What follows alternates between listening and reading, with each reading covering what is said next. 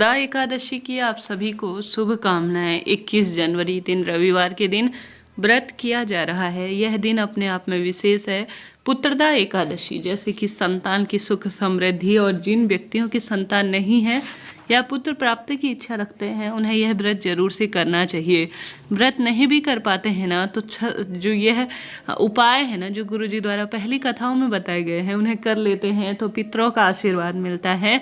अब सर्व सुख इससे प्राप्त होने में आपको सहायता मिलती है। कई भक्तजन इन दिनों निसंतान होने का दुख झेल रहे हैं। ऐसी स्थिति में यह एक चमत्कारी दिन है जो आपके भाग्य को प्रबल कर सकता है। वीडियो में 4 उपाय सरलतम तरीके से बताना समझाना चाहूँगी, जो कि आपके जीवन में आपको सब सुख प्राप्त करेंगे और परिवार में सुख समृद्धि आएगी। देर न करते हुए शुरू करते हैं। ध्यान से वीडियो में बने रहिए। एकादशी व्रत 21 जनवरी के दिन किया जाएगा और 22 जनवरी को जो है ब्रह्म मुहूर्त में सुबह 7:21 से 9:12 के आसपास व्रत का पारण किया जाएगा। तो इस समय में ही व्रत को खोलिएगा, ध्यान रखिएगा। अब जानते हैं उपाय की तरफ। पहला उपाय आप सभी को सरलतम तरीके से करना है। बहुत लंबे समय से संतान नहीं हो रही है या कहीं ना कहीं बच्चे जिदपन करते हैं, घर में कलह कलेश है, रोग दोष संकट काफ़ी बढ़ रहे हैं, या कोई भी परेशानी है, बच्चे बोल नहीं पाते, या कोई उनके शारीरिक मानसिक परेशानी है, क्रोध है, चिड़चिड़ स्वभाव है, या आपके पुत्र रत्न की आप प्राप्ति करना चाहते हैं, तो इस दिन श्रीफल अर्थात नारियल, जो कि बाजार में आसानी से मिलता है, जटा वाला नारियल जो भगवान जी को हम समर्पित करते हैं ना, वही आप सभी को लेना है। तो श्रीफल आप सभी को एक लेना है। सबसे पहले उस श्रीफल में आपको या तो एक वस्त्र लपेटना है। वस्त्र आप लाल पीला कोई सा भी लपेट सकते हैं, परंतु इस दिन पीला रंग ज़्यादा शुभ माना जाता है, क्योंकि श्री हरि विष्णु को पीला रंग बहुत प्रिय होता है। ऐसे में आप उस नारियल के ऊपर एक वस्त्र लपेट लीजिए। चाहे तो वस्त्र नहीं हो, कोई दिक्कत की बात नहीं है, आप मौली भी लपेट सकते हैं। मौली भी वस्त्र के रूप में कलावा जिसे कहा जाता है ना, वह जानी जाती है। तो आप सभी को नमो भगवते वासुदेव, श्री शिवाय नमस्तुभ्यम या ओम नमो भगवते वासुदेवाय किसी भी सरल से मंत्र का जाप करते हुए इस नारियल को सबसे पहले अपने घर में घुमाना है। और साथ ही जो व्यक्ति परेशान है, जैसे संतान उत्पत्ति की आपकी दिक्कत है, आपके अन्य बच्चों के है, या बच्चे जो है, किसी के लिए भी कुल मिलाकर कहने का अर्थ है यह उपाय किया जा सकता है। घर में घूमने के बाद उस व्यक्ति का जो है नाम गोत्र बोलने के बाद शिव मंदिर में आपको समर्पित करके आना है। फोड़ना नहीं है, आपको इस बात का ध्यान रखें। महिलाएं जो है नारियल नहीं तोड़ती हैं, पुरुष जन भी इस नारियल को नहीं तोड़ेंगे। वह पुजारी जाने और उनके काम जाने वह कैसे इस तरह से इसका उपयोग करते हैं, परंतु आपको साधारण सरल तरीके से शिवलिंग पर नारियल समर्पित कर आ जाना है। कपड़ा लपेटना है, इस बात का ध्यान रखते हुए उपाय कीजिएगा। प्रथम उपाय यह हो गया जो मैंने आपको बताने समझाने का जो है प्रयत्न किया। आप सभी गुरुजी के मुख से भी इन उपायों को सुन समझ कर कीजिएगा, आप सत्य पाएंगे। कोई मनगढ़ंत उपाय चैनल पर वीडियो के माध्यम से नहीं दिए जाते। हमने बात कर ली प्रथम उपाय की। दूसरा उपाय जान लेते हैं स्वधा वाला। आप जानते होंगे गुरुजी कहते हैं एकादशी का व्रत जो है पितरों को भी मोक्ष प्रदान करता है, और पितृ प्रसन्न होते हैं तो पुत्र रत्न में हमेशा प्राप्ति होती है, और पुत्र है तो उसमें सुख समृद्धि और बुद्धि में वृद्धि होती है और परिवार फलता फूलता है। तो आप सभी को सरलतम तरीके से घर पर विराजमान शिवलिंग या शिव मंदिर में जाकर श्री शिवाय नमस्तुभ्यम मंत्र का जाप कर 1 लोटा जल भर कर ले जाना है। साधारण सरल तरीके से 3 बार स्वधा स्वधा स्वधा यह बोलते हुए शिवलिंग पर जल समर्पित करना है। चाहे तो गुरुजी कहते हैं स्वधा स्रोत आता है, गूगल की मदद से ले सकते हैं, या जो है आप किताब में भी मिलता है, इस जो है स्वधा स्रोत का भी पाठ करते हैं तो पितृदोष पूर्ण रूप से समाप्त होता है, संतान सुख मिलता है और पितरों की असीम कृपा घर परिवार पर होती है।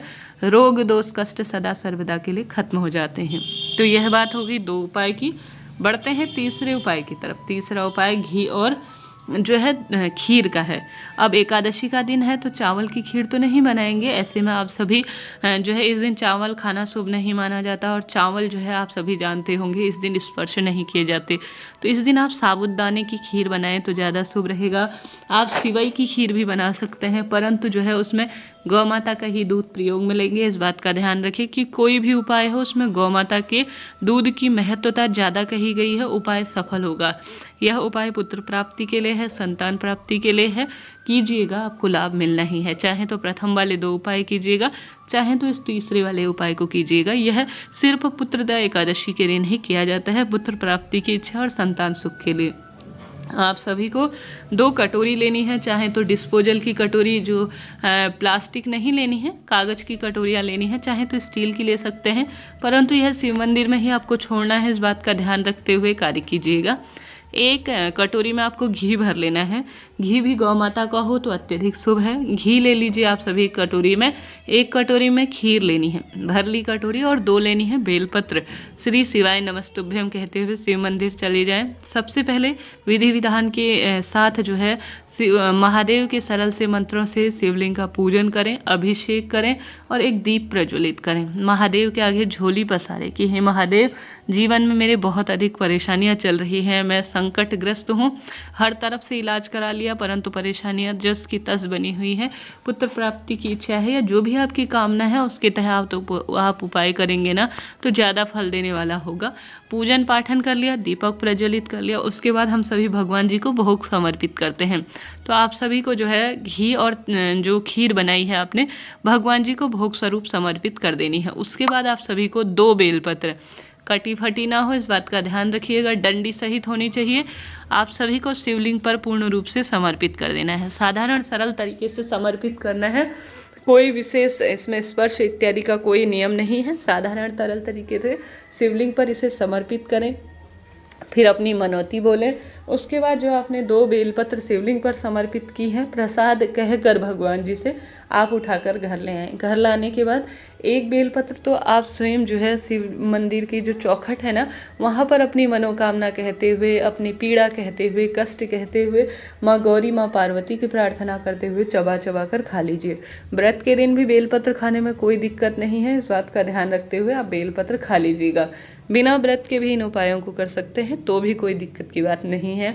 आप सभी को दूसरी बेलपत्र, अगर आपके पति घर मंदिर में गए हैं पूजा करने तो आप सभी उनको लेकर जो है इस उपाय को कर सकते हैं। नहीं तो घर लाकर आपको वह जो दूसरी बेलपत्र है ना अपने पति को खिला देनी है, इस विश्वास से कि संतान होगी, पुत्र प्राप्ति होगी, रोग दोष संकट सदा सर्वदा के लिए खत्म हो जाएंगे। तो आप सभी को दूसरी बेलपत्र अपने पति को खिला देनी है। बस यही सरल से उपाय है, करके देखिएगा, लाभ आपको मिलना ही है।